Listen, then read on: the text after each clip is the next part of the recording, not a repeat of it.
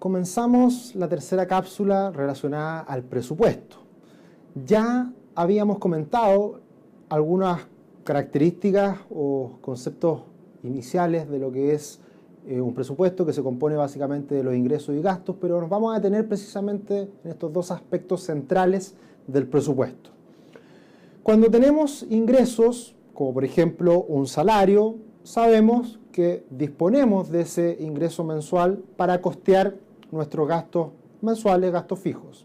Por lo tanto, hay que hacer la primera salvedad en que vamos a tener ingresos estables en el tiempo por este salario y vamos a tener gastos fijos como son, por ejemplo, el pago del supermercado o el colegio de nuestros hijos.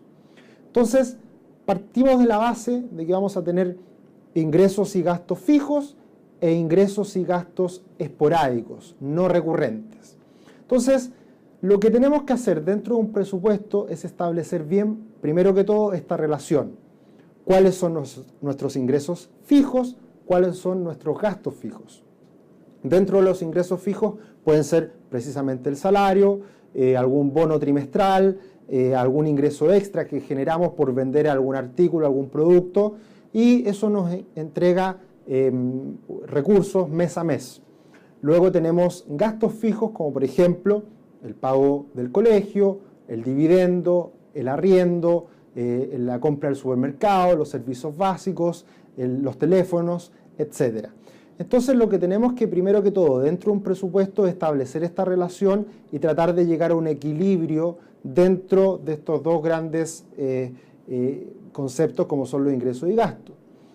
Ahora, para financiar gastos esporádicos tenemos que contemplar ingresos que no son recurrentes, como por ejemplo puede ser un bono, como por ejemplo puede ser la rentabilidad de una inversión que hemos hecho y que recibimos en un tiempo futuro, como por ejemplo podría ser un servicio extra, un trabajo extra que hagamos durante algún mes del año, etc. Y esos ingresos extras, como por ejemplo también puede ser el ingreso de la devolución de impuestos, que también llega una vez al año en el mes de mayo y que eso nos puede servir también para financiar gastos esporádicos.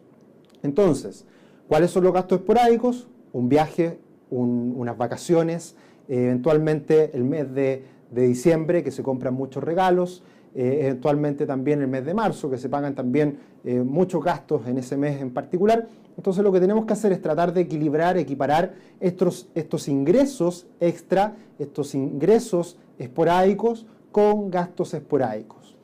Ahora, si por ejemplo estos ingresos esporádicos no coinciden con la etapa de nuestras vacaciones, deberíamos entonces dejar un fondo de reserva, que con ese fondo de reserva que vamos ahorrando mes a mes pueda financiar precisamente estos meses de mayor gasto, en donde se hagan unas vacaciones, en donde se haga un viaje o en donde se paguen gastos de regalos, por ejemplo, como el mes de diciembre.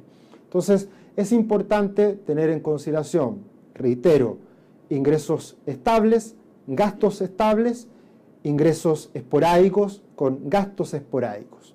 Y ahora hay que tener en cuenta otro aspecto muy importante del presupuesto, que es la diferencia entre un gasto y un desembolso. ¿Por qué es importante hacer mención respecto a esto? Porque gasto es el dinero que uno literalmente gasta, que se va entre los dedos, no vuelve más. En esos casos, por ejemplo, está la compra del supermercado, que es un gasto mensual que tenemos que incurrir siempre. Pero diferente es un desembolso, que puede ser, por ejemplo, el pago de un pie para la compra de una propiedad. Ese es un desembolso mensual, llamémoslo de 200, 300 mil pesos, que todos los meses tenemos que ir pagando un cheque, una cuota del pago de un pie de una compra de una propiedad. Pero no es un gasto, porque, reiteremos, estamos pagando el pie para la compra de una propiedad, es un activo, estamos comprando un bien que en el futuro nos va a servir para ahorrarnos el pago de un arriendo o para que nos genere ingresos extras por el arriendo de ese bien en particular. Por lo tanto, hay que hacer mención también específica a estos desembolsos, que también puede ser, por ejemplo, el pago de un crédito. El pago de un crédito no es un gasto, porque en el pago de un crédito nosotros estamos desembolsando un dinero que ya eventualmente utilizamos para la compra de un auto, para la compra de una propiedad o para el pago de unas vacaciones. Por lo tanto, lo que nosotros estamos haciendo al pagar un crédito es desembolsando un dinero. Entonces, tenemos que tomar en cuenta los ingresos, los gastos y los desembolsos. Y eso vamos a introducirlo en el presupuesto y vamos a llegar idealmente a este equilibrio mensual o idealmente mucho mejor al superávit, en donde nos permita también espacio para ahorrar. Por lo tanto, con esto creo dejar en claro cuáles son los aspectos centrales de lo que es el presupuesto, y en la próxima cápsula lo que vamos a ver es específicamente con una planilla Excel, con un caso específico, real, de cómo armar un presupuesto y cómo llevarlo mes a mes.